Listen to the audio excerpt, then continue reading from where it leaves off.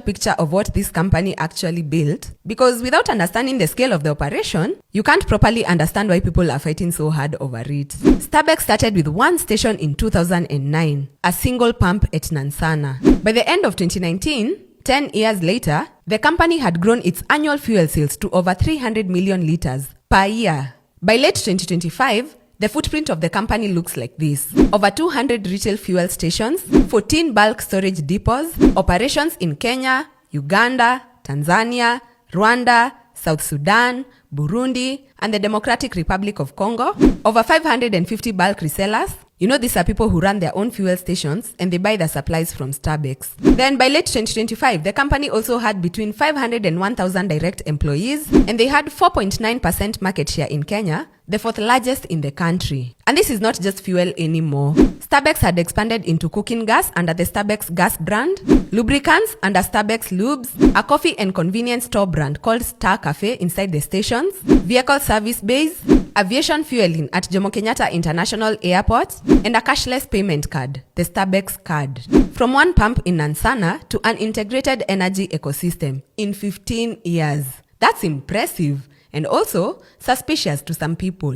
At some point around 2011, Stabex started operating in Kenya. And when it entered Kenya, it entered the big leagues. Kenya's petroleum retail sector, it works through a system called the Open Tender System. This is managed by the Ministry of Energy and the Kenya Pipeline Company. Essentially, it's the mechanism by which oil marketing companies import petroleum in bulk. You have to be registered, you have to qualify, and you get allocated a share of the import volumes. Stabex participates in the OTS. That means it's not just buying fuel locally, it's importing directly, which gives you access to much better pricing and much higher volumes. The specific OTS allocation that Stabex received year by year, that's not public information. EPRA doesn't publish those numbers broken down by company. But the output of those allocations is visible in the market share data. And the market share data, it tells a very interesting story. Here's the EPRA data for Stabex in Kenya. In the 2022-2023 financial year, Stabex held approximately 2.39% of the market. It was ranked around 7th. In the 2023-2024 annual data, Stabex was at 2.39% again. It was 7th place with sales of 130,792 cubic meters.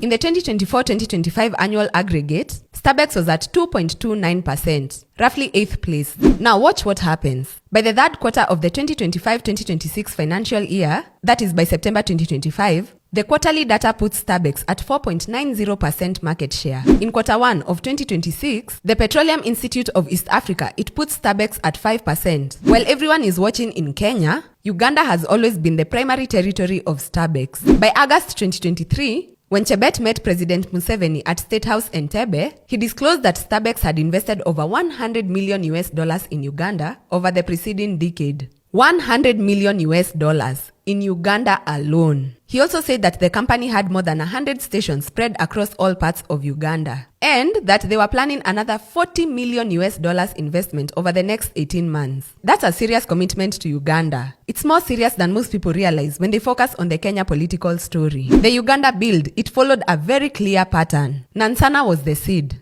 Then Stabex expanded outward from Kampala, along major transport corridors, into secondary cities, along the routes that supply landlocked markets further west. By the time you get to 2023, Stabex is not just a Ugandan retailer. It's a regional distributor feeding the DRC, South Sudan, Rwanda, and Burundi. The DRC piece, it's very important, but also it's largely underreported. The Democratic Republic of Congo, it has no direct access to Mombasa port. Fuel that reaches Kinshasa or Bukavu or Goma from East Africa, it travels overland through Uganda or through Tanzania via Dar es Salaam. A company with over 100 Uganda stations and multiple depots along those corridors, it's perfectly positioned to dominate that DRC supply chain. In 2020, right in the middle of a global pandemic, Stabex entered the cooking gas market. They launched the Stabex gas brand both in Kenya and Uganda simultaneously. The numbers that justified this move were compelling. LPG penetration in Kenya at the time, it was approximately 17%, meaning 83% of Kenyans were not using cooking gas. They were using firewood,